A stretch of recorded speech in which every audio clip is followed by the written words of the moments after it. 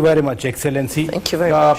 Be it a political sphere or trade partnership, or even in the quest for peace in the region or beyond, Pakistan and European Union, they are having very good relations, and we'll talk about these three main areas basically. Pakistan has successfully held another, election process, which was the election to the Senate, and it has been completed. Pakistan and European Union in their program, in their cooperation, democracy is one of the elements. So how European Union feels about this milestone? The European Union, as you rightly say, and Pakistan have been working closely together to promote free and fair elections. In fact, the European Union has been sending election observers to Pakistan for at least 4 election cycles since 2002. We have followed with interest what has happened in the recent Senate elections and the role that the Pakistan Commission for Elections Commission has taken. But what we want to also underline is that in the last report that we did on election observations, which was in 2018, the European Union identified some issues that needed to be addressed. We are in constant contact with the Pakistani authorities in order to make sure that those potential shortcomings are actually addressed.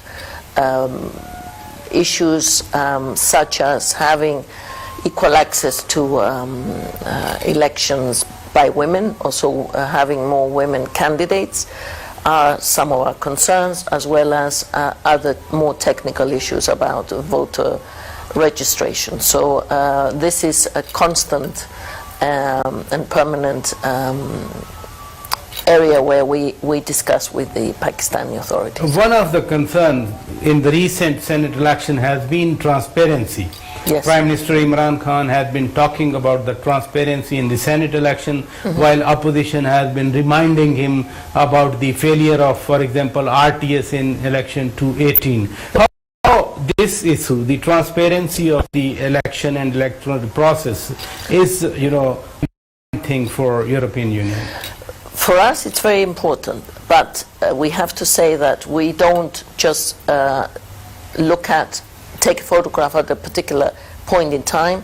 We'll look at the evolution and the process. The process and the evolution of elections in Pakistan, and that's what the report says, has been getting better, but there's still, as I mentioned, in fact the EU has mentioned 30 recommendations in the last report. The issue of the transparency on how people open or hidden votes, that is something that it's the responsibility of the Election Commission to make sure that whatever happens in the country is according to the laws of Pakistan. So that's what we look at. That the Election Commission has been under a severe criticism by the government of Pakistan, by the Prime Minister himself. How do you view that? We, as I said, we view and we look at elections and we look at the reference point, which is what is the law. What is the law? So from that, how internally different, let's say, parties see the actual laws, that's not something that we intervene on.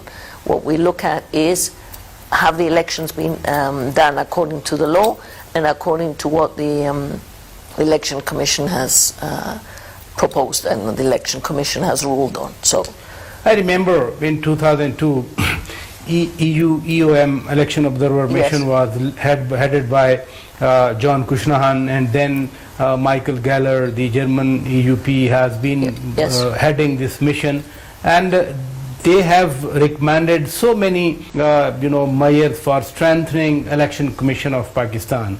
And when now Election Commission, the independent, the powerful Election Commission, when it's asserting its independence, European Union must be satisfied. Again, we want to see independent, objective election commissions everywhere. And we want to see election commissions that apply the law of the country. So in that sense, we see as a progress in Pakistan that the Election Commission is strengthened and that is taking positions on election. But I also would like to underline that it's not, the democratic processes do not start and do not end with the Election Commission. And that's why I'm referring to the fact that the last report mentioned 30 different recommendations, which we are looking at how these can be implemented. There's 12.5 million female votes less, which basically means there's 12.5 million Pakistani women that have not got the right to vote because they have not been registered as being, born. They don't have NCIC. So these are the institutional problems that have to be overcome. Yes, this is just one of the 30 recommendations that were mentioned. But when we see democracy, the question is democracy as a whole. This is the process that obviously Pakistan has been through. But again, if I take words of President of the oldest democracy, President Joe Biden, that democracy still remains fragile. Absolutely. It has to be taken care. Opposition also plans to hold a long march towards Islamabad. Yes. What are your observations? Not just here, but everywhere, opposition parties may decide to demonstrate or not demonstrate.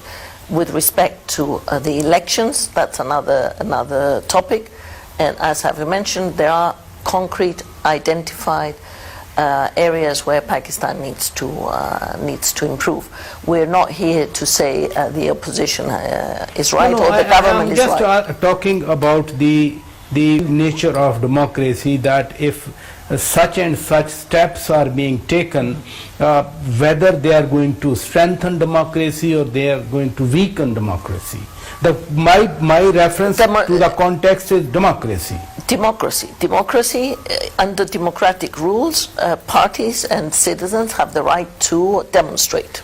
Okay. That is fundamental. Now it was Women's Day, whether that is about women's rights, which are 50% of the Pakistani population, or it's any type of other right, this is part of any democratic system.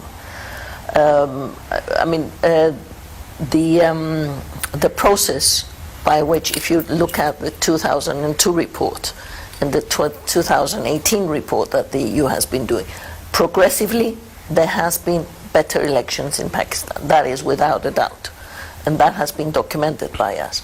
However, there's still a road to travel, and of course no democracy in the world has 100% of what things should be.